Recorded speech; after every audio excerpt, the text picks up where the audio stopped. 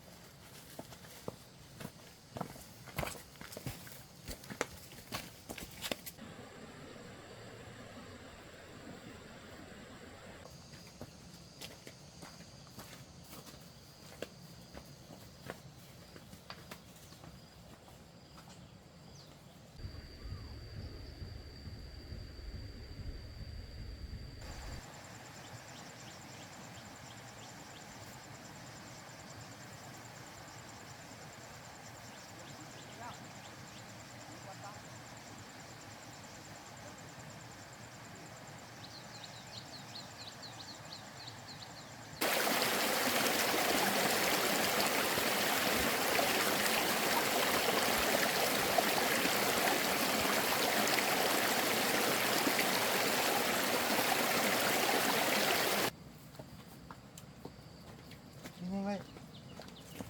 Vâng.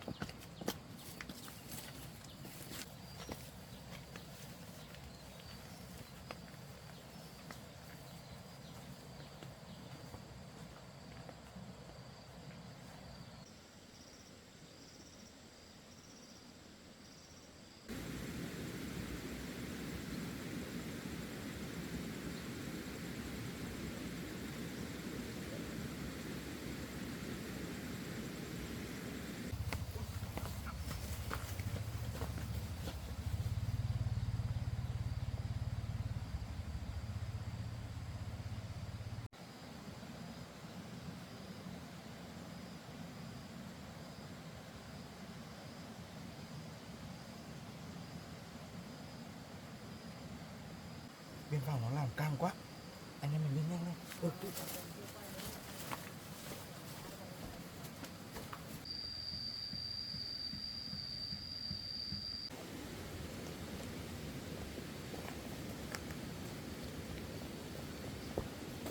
Các đồng chí chú ý địa điểm này nhé.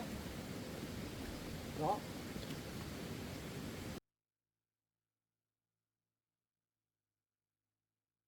Các đồng chí lưu ý khu vực này, đường lối thì hiểm trở, biên giới thì khai giáp, nhưng đặc biệt là đường thủy manh động và hoạt động như này rất là nguy hiểm.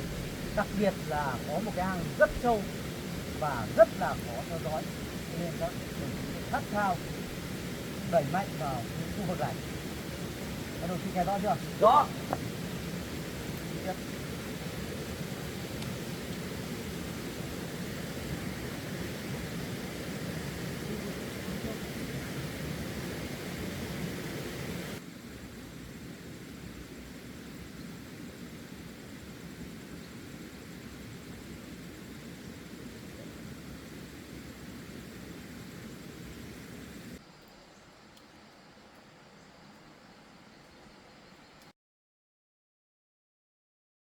Ở trong này rừng sâu này mình chả biết đường lối nào, mình không được, mình phải quay về gọi chị Phan đi cùng mới được.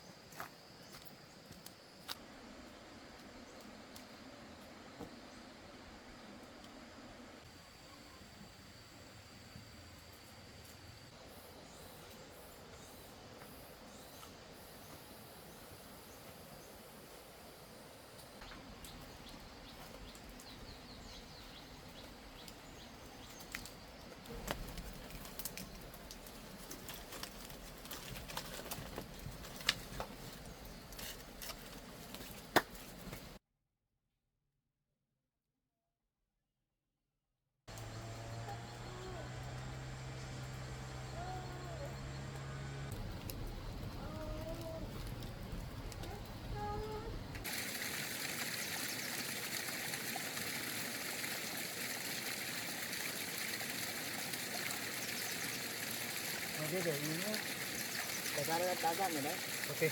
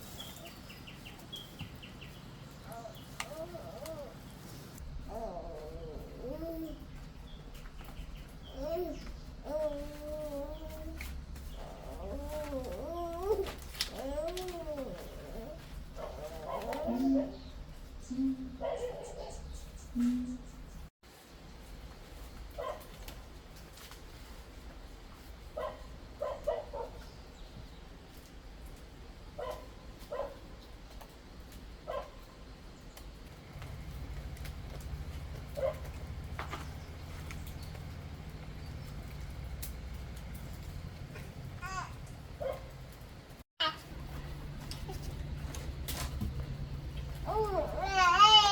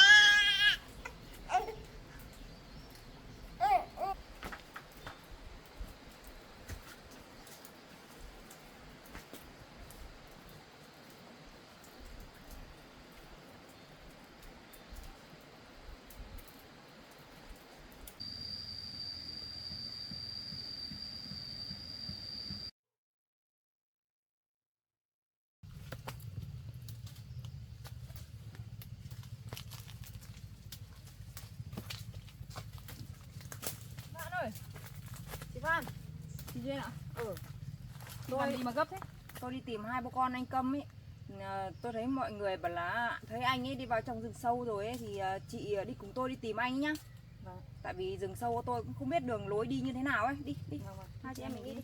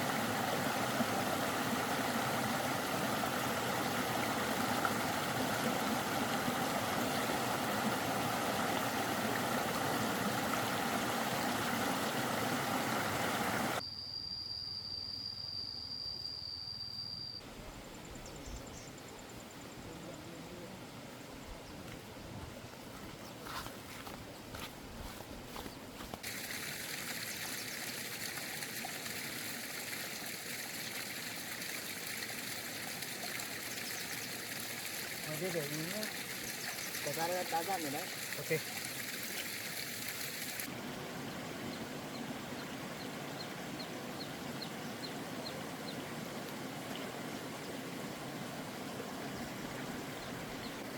Sao có hai bố con nhà ai kia mà lạc vào địa bàn của mình thế nhỉ? Nhưng mình đang làm gì anh nhỉ?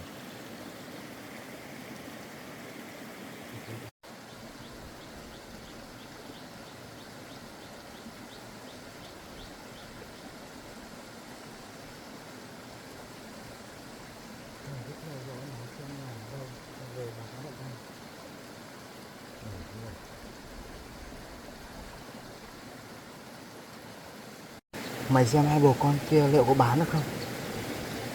Bán được anh ạ.